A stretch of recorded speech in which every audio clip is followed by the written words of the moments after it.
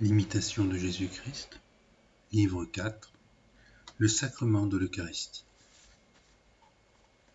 Premier chapitre, recevoir le Christ avec un grand respect. Venez à moi, vous tous qui peinez sous le fardeau, et moi je referai vos forces, dit le Seigneur. Le pain que je donnerai, c'est ma chair pour la vie du monde.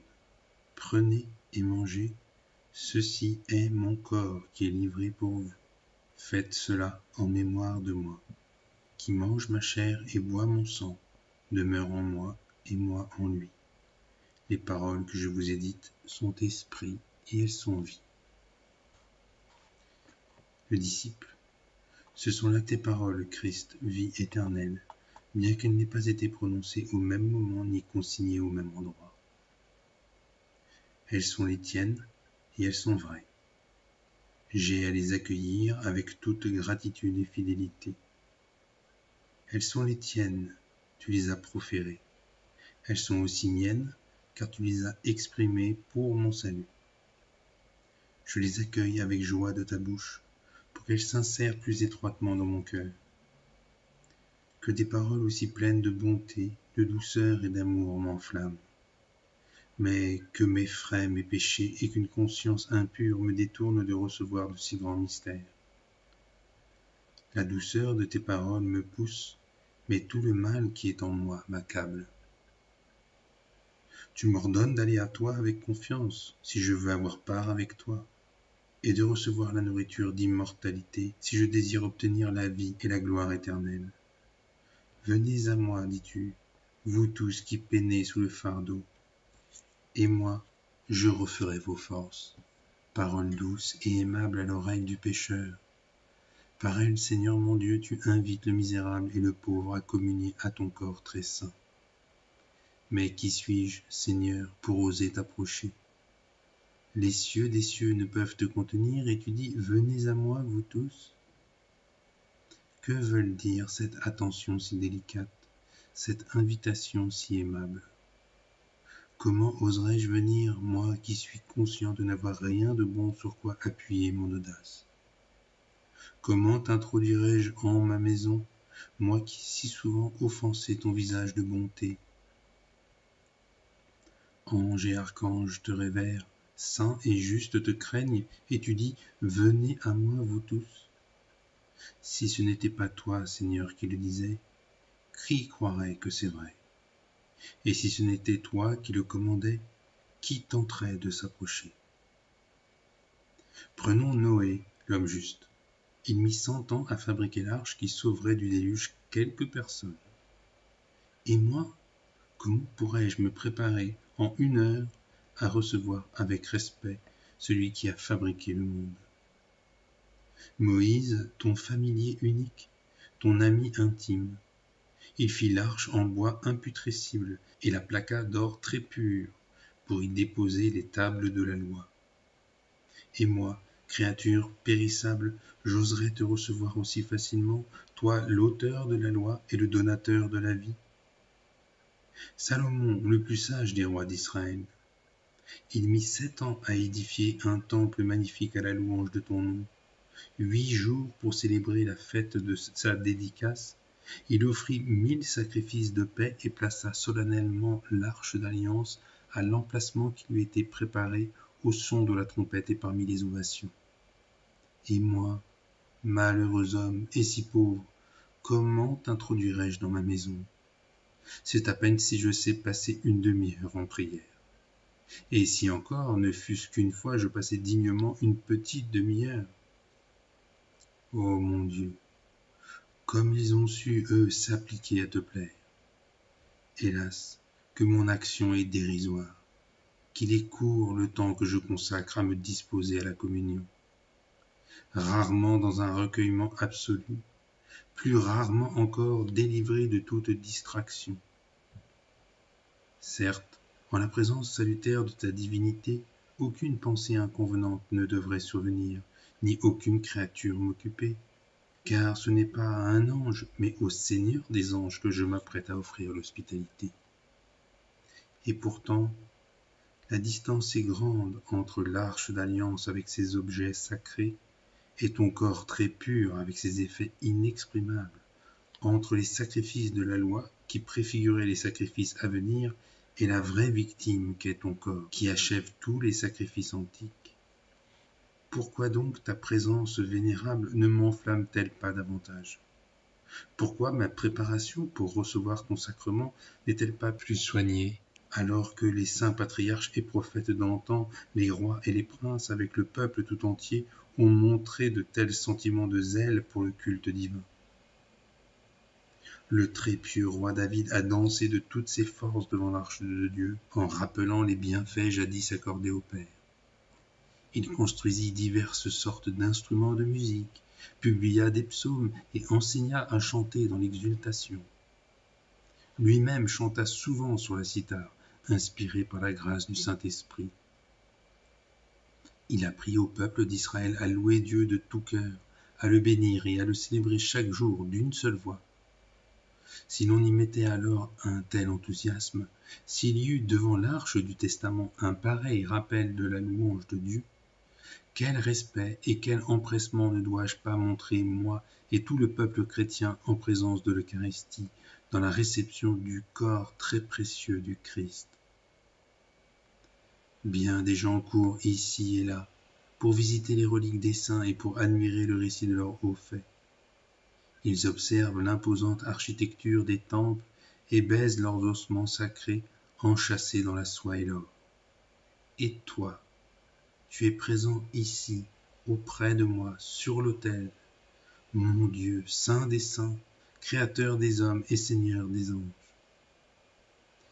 Souvent de telles visites flattent la curiosité humaine et le goût de voir du nouveau, mais on en retire peu de fruits de progrès, surtout quand les allées et venues sont superficielles et sans vraie contrition.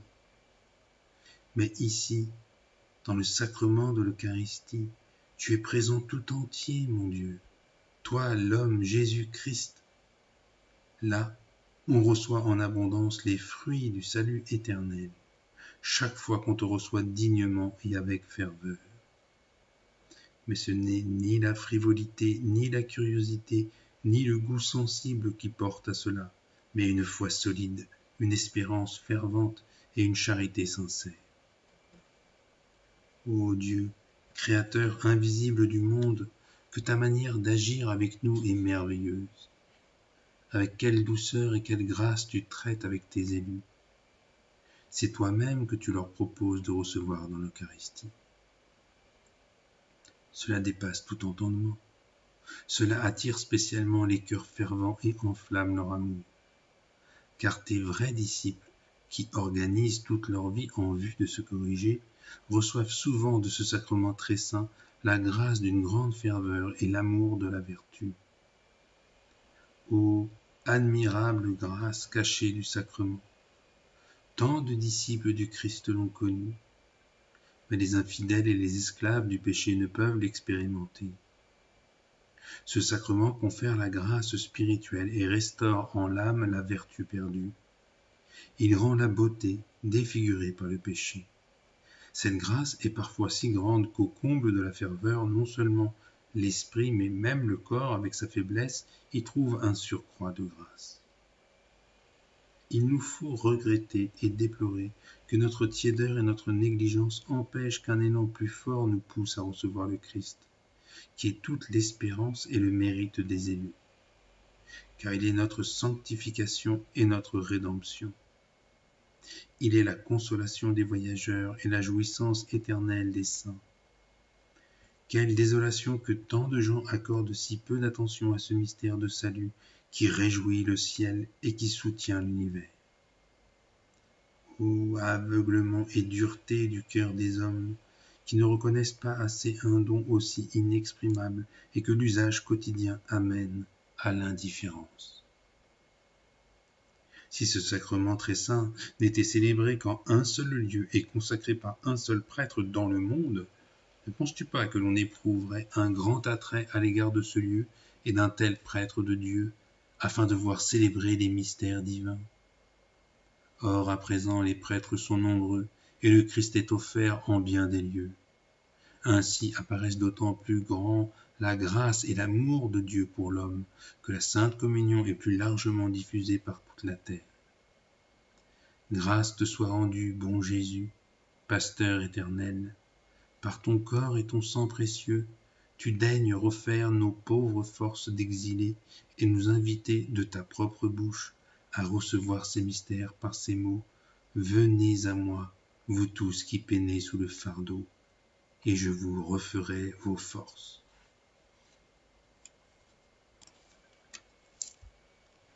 Deuxième chapitre. La bonté et l'amour de Dieu manifestent leur grandeur dans l'Eucharistie. Le disciple, confiant en ta bonté et en ta grande miséricorde, Seigneur, je viens à toi. Malade à mon Sauveur, affamé et assoiffé à la fontaine de vie, indigent au Roi du ciel, serviteur à mon Maître, créature à mon Créateur, désolé à celui qui me console avec bonté. Mais d'où m'est-il donné que tu viennes à moi? Qui suis-je pour que tu t'offres toi-même à moi? Comment un pécheur ose-t-il paraître devant toi? Et toi, comment daignes-tu venir à un pécheur? Tu connais ton serviteur, tu sais qu'il n'a en lui rien de bon qui justifie tes dons. Je confesse donc ma bassesse, je connais ta bonté, je loue ta bienveillance et je rends grâce pour l'excès de ton amour. Tu agis ainsi pour toi-même, non à cause de mes mérites, ainsi ta bonté m'est mieux connue, ton amour se répand plus largement et une humilité plus parfaite est encouragée. Parce que cela te plaît et que tu l'as ordonné ainsi, ce que tu daignes faire me plaît aussi, que mon injustice n'y vienne pas mettre obstacle. Ô Jésus, plein de douceur et de bonté, quel respect, quelle action de grâce, quelles louanges sans fin te sont dues pour la réception de ton corps sacré. Nul homme n'est en mesure d'en exprimer la dignité. Que penser en cette communion, en approchant mon Seigneur, que je ne puis vénérer comme il faut et que pourtant je désire recevoir avec ferveur? Y a-t-il pensée meilleure et plus salutaire que de m'abaisser au plus bas devant toi et d'exalter bien au-dessus de moi ton infinie bonté? Je te loue, mon Dieu, et je t'exalterai pour toujours. Je me méprise et je me soumets à toi au plus creux de ma bassesse. Toi, tu es le Saint des saints, et moi, un cloaque de péché. Toi, tu te penches vers moi, qui ne suis pas digne de lever les yeux vers toi.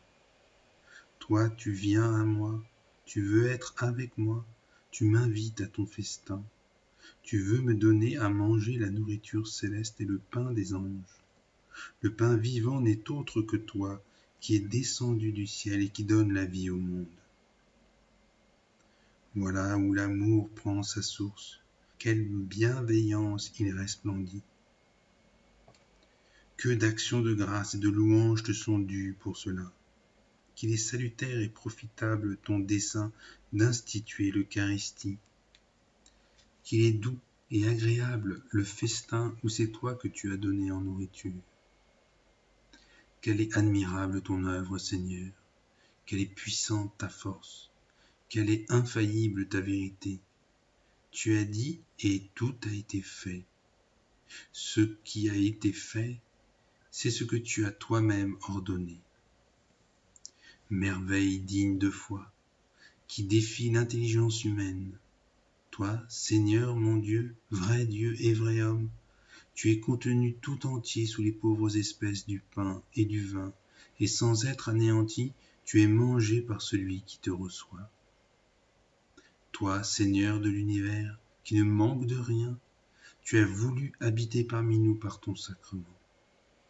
Garde sans souillure mon cœur et mon corps, qu'avec une conscience joyeuse et pure, je puisse célébrer plus souvent tes mystères et les recevoir pour mon salut éternel, puisque tu les as prescrits et institués, surtout pour ta gloire et en mémorial perpétuel.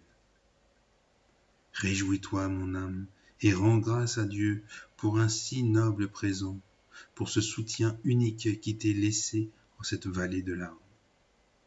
Chaque fois que tu renouvelles ce mystère et que tu reçois le corps du Christ, tu réalises l'œuvre de ta rédemption et tu prends part à tous les mérites du Christ. Car l'amour du Christ ne diminue jamais et la grande bienveillance de son pardon ne s'épuise jamais. Aussi, dois-tu sans cesse renouveler la disposition de ton esprit envers ce grand mystère de salut et lui porter une attention redoublée. Quand tu célèbres ou participes à la messe, ce mystère doit apparaître aussi grand, aussi nouveau, aussi joyeux que si c'était le jour même où le Christ, pour la première fois, descendit dans le sein de la Vierge Marie et se fit homme, ou bien celui où, cloué à la croix, il souffrit et mourut pour le salut des hommes. Troisième chapitre. La communion fréquente. Le disciple. Oui, je viens à toi, Seigneur, pour bénéficier du don que tu me fais et pour me réjouir du saint banquet que dans ta bonté tu as préparé pour le pauvre, mon Dieu. Oui, je trouve en toi tout ce que je peux et dois désirer. Tu es mon salut et ma rédemption, mon espoir et ma force, ma splendeur et ma gloire. Réjouis aujourd'hui ton serviteur, car vers toi, Seigneur Jésus, mon cœur s'élève.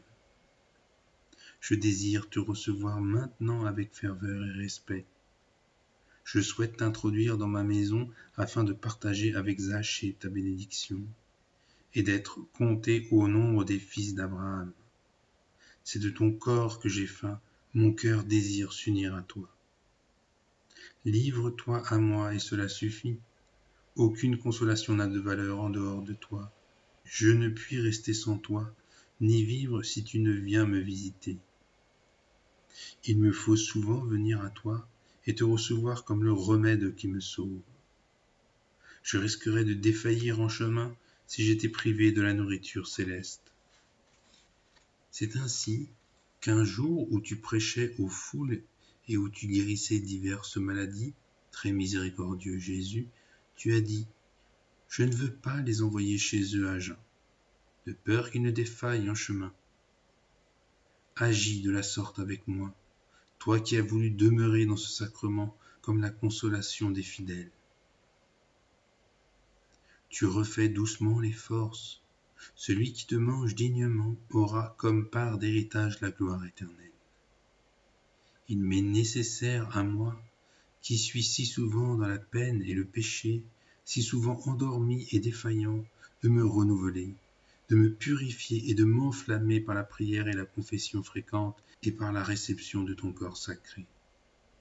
Car une trop longue abstention me ferait perdre ma résolution. Les sens de l'homme sont portés au mal depuis sa jeunesse, et sans le secours divin qui guérit, on connaît vite des chutes pires. La Sainte Communion relève du mal et fortifie dans le bien. Si pour le moment j'éprouve si souvent négligence et tiédeur lorsque je communie ou que je célèbre, qu'en serait-il si je refusais ce remède et ce soutien si précieux? Même si je n'y suis pas prêt chaque jour et que je n'ai pas les dispositions appropriées pour célébrer, je m'appliquerai à recevoir les divins mystères quand il convient et à prendre part à une si grande grâce. C'est l'une des principales consolations du fidèle, au long de son pèlerinage qui le tient loin de toi en son corps mortel, que de faire souvent mémoire de son Dieu et de recevoir spirituellement son bien-aimé avec ferveur. Quelle admirable bonté tu as daigné nous témoigner. Toi, Seigneur Dieu, Créateur qui donne vie à tous les êtres, tu daignes venir vers un pauvre petit être et avec toute ta divinité et ton humanité rassasier sa faim. Heureux, bienheureux est-il de pouvoir recevoir le Seigneur son Dieu avec ferveur et en le recevant, être comblé de joie spirituelle. Qu'il est grand le Seigneur qu'il reçoit, qu'il est aimé l'hôte qu'il fait entrer chez lui, joyeux, le compagnon qui l'accueille fidèle, l'ami qui l'accepte. Qu'il est beau et noble l'époux qui l'embrasse, aimable plus que tout bien-aimé et que tout ce qu'il peut désirer. Que devant ta face, mon bien-aimé est plein de douceur, se taisent le ciel et la terre avec tous les éléments. Toute la louange que mérite leur beauté, ils la doivent aux largesses que tu accordes. Mais ils n'atteignent pas à la splendeur de ton nom, dont la sagesse est sans mesure. 4e chapitre. Les nombreux bienfaits attachés à la communion fervente. Le disciple. Seigneur mon Dieu, prends les devants pour bénir ton serviteur dans ta bonté, afin que je puisse accéder dignement et avec ferveur à ton merveilleux sacrement. Éveille à toi mon cœur, et débarrasse-moi du sommeil qui m'accable. Viens à moi en sauveur, pour que spirituellement, je goûte ta douceur qui se cache tout entière dans ce sacrement, comme en sa source. Donne à mes yeux la lumière, pour que je contemple un pareil mystère. Fortifie-moi, pour qu'aucun doute n'effleure ma foi. Il est ton œuvre, non le fait d'un pouvoir humain. Il est ton institution sacrée, non l'invention d'un homme. Personne n'est capable par lui-même de le saisir et de le comprendre. Cela dépasse même l'intelligence subtile des anges. Quelle investigation pourrais-je donc faire? Quelle compréhension pourrais-je avoir d'un secret aussi éminent et sacré, moi, pécheur indigne, qui suis terre et cendre? Seigneur, dans la simplicité de mon cœur, avec une foi solide et fort de ton commandement, je viens à toi avec espoir et respect. Je crois en vérité que tu es ici présent, dans l'Eucharistie, Dieu et homme. Tu veux que je te reçoive et que je m'unisse à toi dans l'amour. Aussi je demande ta clémence et j'implore à cette intention une grâce spéciale. Que je me perde totalement en toi, vibrant d'amour, sans plus admettre aucune autre consolation. Ce sacrement éminent et très respectable est le salut de l'âme et du corps, le remède à toute langueur spirituelle. Par lui est guéri le mal qui est en moi, l'entraînement au mal est freiné, les tentations vaincues ou réduites, la grâce plus abondamment donnée, la vertu commençante augmentée, la foi affermie, l'espérance fortifiée et l'amour largement enflammé. Tu as accordé et tu accordes souvent encore de nombreux bienfaits dans l'Eucharistie. À tes bien-aimés qui communient avec ferveur, mon Dieu, mon soutien, toi qui restaures la faiblesse humaine et qui donnes toute consolation intérieure. Tu opposes aux diverses épreuves qui les atteignent l'abondance de la consolation. Du fond de l'abattement, tu les élèves à l'espérance de ta protection. Tu les récrées et les éclaires intérieurement de quelque grâce nouvelle. Eux qui, avant la communion, se sentaient anxieux et privés d'affection, se trouvent bientôt mieux après que la nourriture et la boisson céleste les aient restaurés. Tu manifestes à tes élus une telle libéralité qu'ils apprennent vraiment et expérimentent clairement la faiblesse qu'ils tiennent d'eux-mêmes, comme la bonté et la grâce qu'ils reçoivent de toi. Par eux-mêmes, ils sont froids, durs et sans ferveur. De toi, ils obtiennent ardeur, entrain et ferveur. Qui accède avec humilité à la source de la douceur, sans en retirer au moins quelque douceur? Qui se tient auprès d'un bon feu sans en recevoir quelque chaleur? Tu es la source toujours pleine et surabondante, le feu qui brûle sans cesse et ne s'éteint jamais.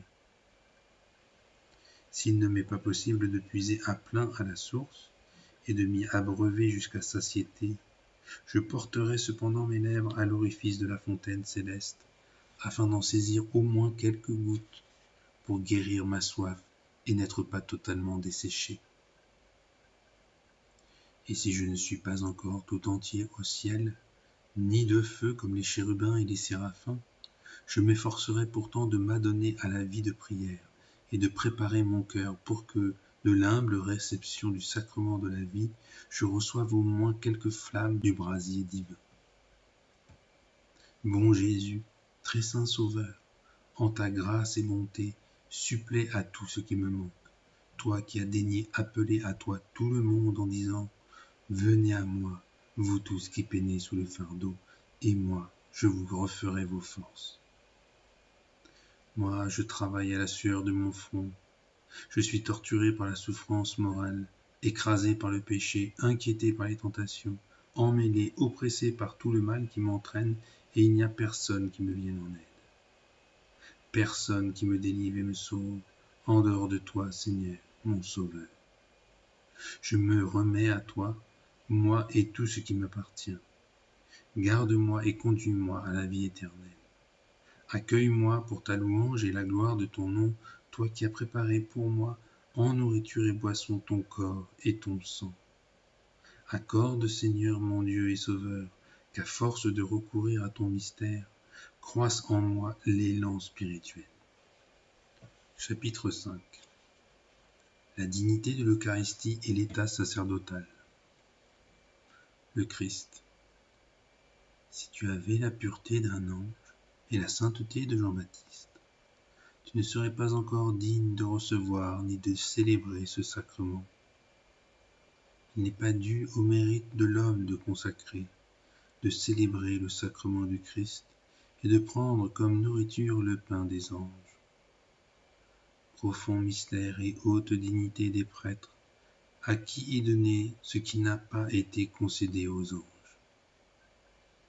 Seuls en effet les prêtres ordonnés dans l'Église, selon les règles, ont pouvoir de célébrer et de consacrer le corps du Christ. Le prêtre est le ministre de Dieu. Il use de la parole de Dieu sur l'ordre et l'institution de Dieu. Mais c'est Dieu qui est ici l'auteur principal, le maître d'œuvre invisible. Tout ce qu'il veut se soumet à lui, tout ce qu'il commande lui obéit. En ce qui regarde cet éminent sacrement, il faut donc croire à Dieu Tout-Puissant, plus qu'à son sens propre ou à quelque signe visible. C'est donc avec crainte et révérence qu'il faut accéder à ce ministère. Prends garde à toi. Vois de qui t'a été confié le service par l'imposition des mains de l'évêque. Voilà, tu es devenu prêtre, tu es consacré pour célébrer. Veille à offrir à Dieu le sacrifice en son temps, avec fidélité et ferveur, et montre-toi irréprochable. Tu n'as pas allégé ta charge. Des liens plus étroits t'attachent à la règle et tu es tenu à une plus parfaite sainteté. Le prêtre doit être orné de toutes les vertus et offrir aux autres l'exemple d'une bonne vie. Il ne fait pas sa compagnie avec le vulgaire, il ne suit pas les voies du commun. Il l'a fait avec les anges dans le ciel et sur terre avec les gens parfaits. Revêtu des ornements sacrés, le prêtre tient le rôle du Christ. Prier Dieu pour lui-même, pour tout le peuple, avec insistance et humilité. Il porte par devant et par derrière le signe de la croix du Seigneur, pour se rappeler sans cesse la passion du Christ. Il porte la croix par devant sur la chasuble, pour fixer avec soin les traces du Christ et s'appliquer à les suivre avec ferveur. Il est marqué de la croix par derrière, afin de supporter avec bonté, pour Dieu, toute contrariété infligée par les autres.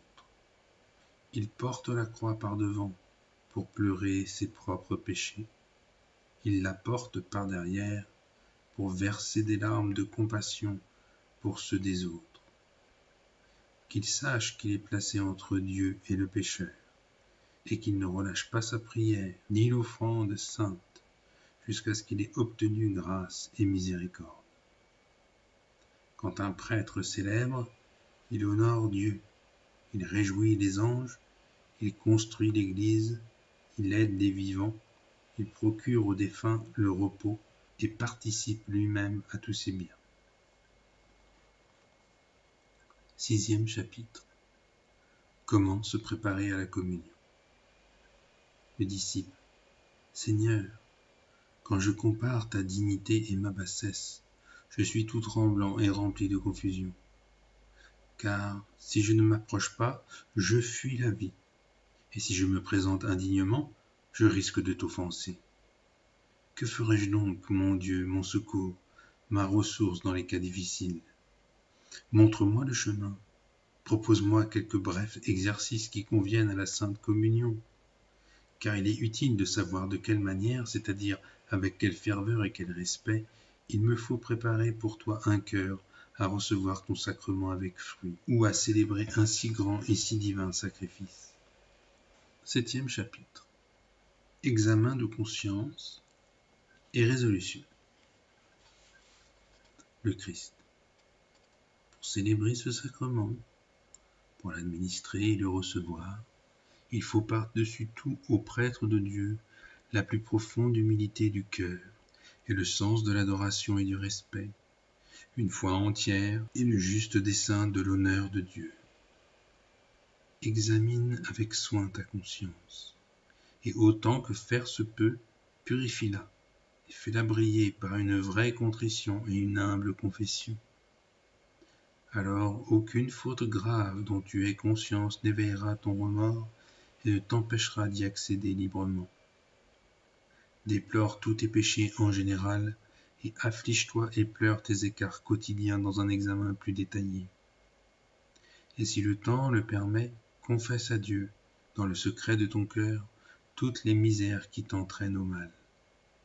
Lamente-toi, afflige-toi d'être encore si terre-à-terre et mondain, si peu mort au mal qui t'entraîne et si affligé de mauvais désirs, si peu en garde contre les perceptions sensibles et si souvent enchaîné aux vaines imaginations, si porté vers l'extérieur et si négligent à l'intérieur, si enclin au rire et au relâchement, si récalcitrant aux pleurs et à l'humble contrition, si prompt au laisser-aller et au confort matériel, si lent à la rigueur et à la ferveur, si curieux de nouveautés et de belles choses, et si peu empressé pour accueillir ce qui est humble et commun, si épris de richesse, mais si regardant à donner, et si opiniâtre à retenir, si peu réfléchi en parole, et si incapable de te taire, si désordonné dans ta conduite, et si fâcheux dans l'action, si porté sur la nourriture, et si sourd à la parole de Dieu, si prompt au repos et si peu empressé au travail, si éveillé au bavardage et si endormi pour les saintes veilles, si pressé d'en finir et si dispersé en attention, si négligent pour t'acquitter des heures, si tiède dans la célébration et si aride en communion, si vite distrait et si rarement bien recueilli, si vif à la colère et si facilement déplaisant, si porté à juger et si rude à te défendre, si joyeux quand tout va bien et si faible dans l'adversité, si empressé aux bonnes résolutions et beaucoup moins à les mener à terme. Ces défauts et d'autres encore qui sont les tiens, confesse-les et déplore-les douloureusement en regrettant beaucoup ta faiblesse. Puis forme le ferme propos de toujours améliorer ta vie et de progresser dans le bien. Ensuite, en total abandon de ton plein gré, offre-toi toi-même sur l'autel de ton cœur en l'honneur de mon nom, en holocauste perpétuel, remettant fidèlement à moi corps et âme. Ainsi tu pourras dignement t'approcher pour offrir à Dieu le sacrifice et pour recevoir avec fruit le sacrement de mon corps. Il n'est pas d'offrande plus digne ni de réparation meilleure pour effacer les péchés que de s'offrir soi-même à Dieu purement et simplement, avec l'offrande du corps du Christ à la messe et à la communion. Si quelqu'un fait son possible et montre un vrai repentir, chaque fois qu'il vient à moi pour obtenir le pardon et la grâce, par ma vie, dit le Seigneur, je ne veux pas la mort du pécheur, mais plutôt qu'il se convertisse et qu'il vive. Car je ne me souviendrai plus de ses péchés, mais ils lui seront tous pardonnés. Chapitre 7. L'offrande du Christ en croix et la remise de soi. Le Christ. en étendant les bras en croix et dans la nudité corporelle. Je me suis offert moi-même pour tes péchés, de mon plein gré, à Dieu le Père, de sorte qu'il ne reste rien en moi qui ne participe totalement au sacrifice qui rétablit la paix avec Dieu. Ainsi, toi aussi tu dois t'offrir délibérément à moi en offrande pure et sainte, chaque jour à la messe, avec toutes tes forces et tout ton amour du plus profond de ton cœur. Qu'est-ce que je te demande de plus que de t'appliquer et t'abandonner à moi tout entier? Tout ce que tu donnes en dehors de toi, je n'en ai cure, car je ne cherche pas le don que tu fais, mais toi. Tout avoir, sauf moi, ne peut te suffire. Ainsi, à moi non plus, rien de ce que tu donnes ne peut m'agréer sans l'offrande de toi-même. Offre-toi à moi, donne-toi tout entier pour Dieu, et ton offrande sera agréable. Vois, je me suis donné tout entier au Père pour toi. J'ai aussi donné tout mon corps et mon sang en nourriture, pour être tout à toi et pour que tu restes à moi. Si tu restes ton maître et que tu ne t'offres pas de plein gré à ma volonté, ton offrande n'est pas totale, et l'union entre nous ne sera pas complète. Une offrande spontanée de toi-même entre les mains de Dieu doit donc précéder tout ton ouvrage, si tu veux y trouver liberté et grâce.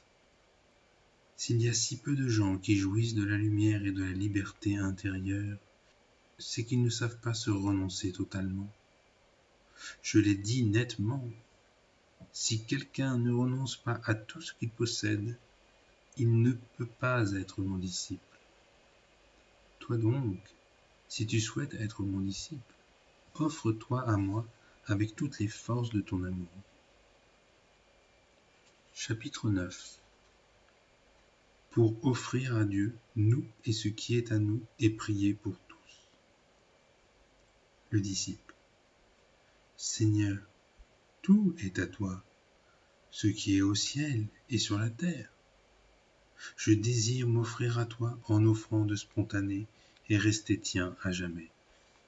Seigneur, dans la simplicité de mon cœur, je m'offre à toi aujourd'hui en qualité de serviteur perpétuel, en hommage et en sacrifice de louange sans fin. Accueille-moi avec la sainte offrande de ton corps précieux. Je te l'offre aujourd'hui en la présence invisible des anges, qu'elle assure mon salut et celui de ton peuple. Seigneur, sur l'autel qui rétablit dans ta paix, je t'offre tous les péchés et les fautes que j'ai commis, devant toi et devant tes saints anges, depuis le premier jour où j'ai été capable de pécher jusqu'à cette heure. Enflamme et brûle tout ensemble au feu de ton amour. Efface toutes les taches de mes péchés, purifie ma conscience de toute faute, et rends-moi la grâce que j'ai perdue par mes péchés. Pardonne-moi tout complètement, et accueille-moi avec miséricorde par un baiser de paix. Que puis-je faire pour mes péchés, sinon les confesser, les pleurer avec humilité et implorer sans cesse ta faveur? Je t'en prie, exauce-moi avec bonté, quand je me tiens auprès de toi, mon Dieu. Je déteste au plus haut point tous mes péchés et je ne veux plus jamais les commettre. Je m'en afflige et m'en affligerai toute ma vie, prêt à en faire pénitence et à les réparer autant qu'il m'est possible. Délivre-moi, ô Dieu, délivre-moi de mes péchés à cause de ton saint nom.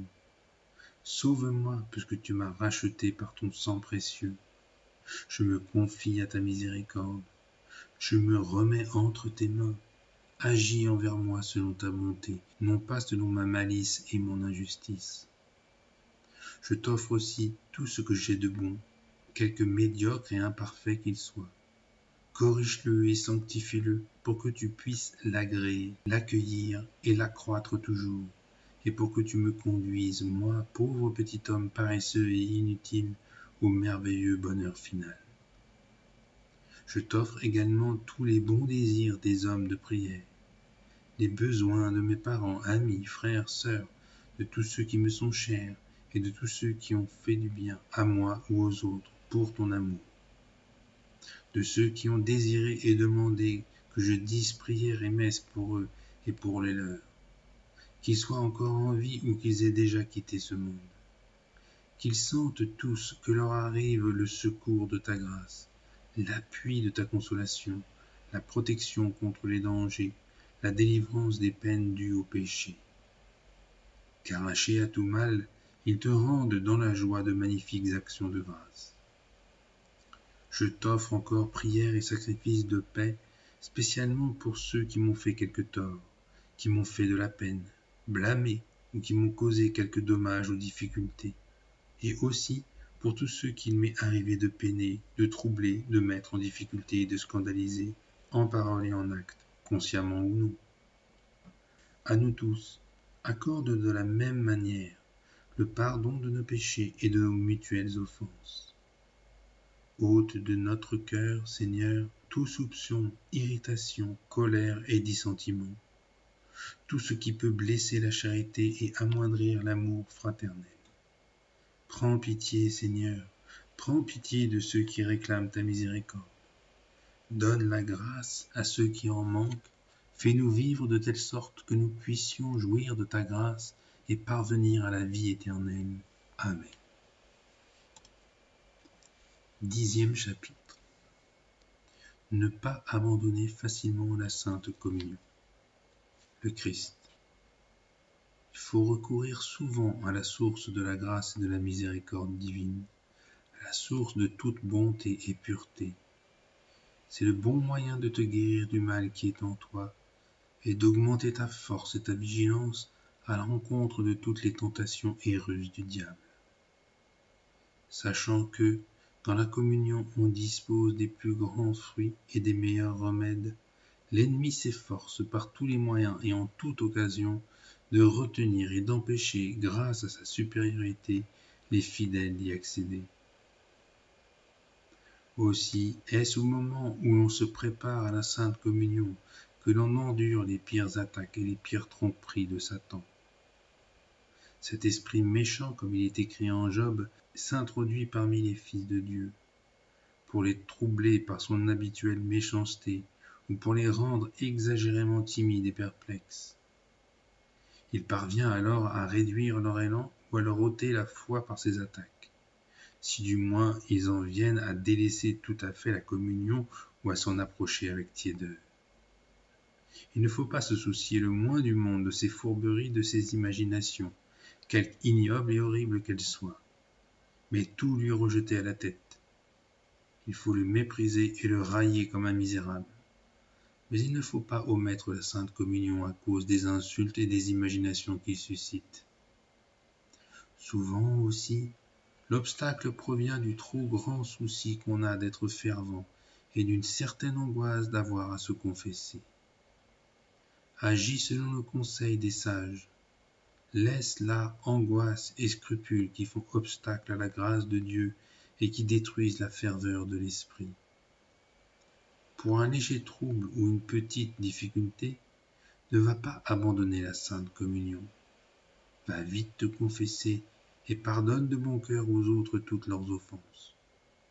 Si tu as offensé quelqu'un, demande-en humblement pardon et Dieu te pardonnera de bon cœur.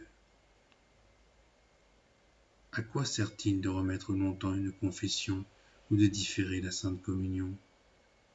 Purifie-toi le plus tôt possible, recrache vite le venin, dépêche-toi de prendre le remède et tu te sentiras mieux qu'à attendre longtemps. Si aujourd'hui telle raison te retient, tu en auras peut-être une plus grave demain. De la sorte tu risques d'être longtemps empêché de communier et d'en devenir de plus en plus incapable.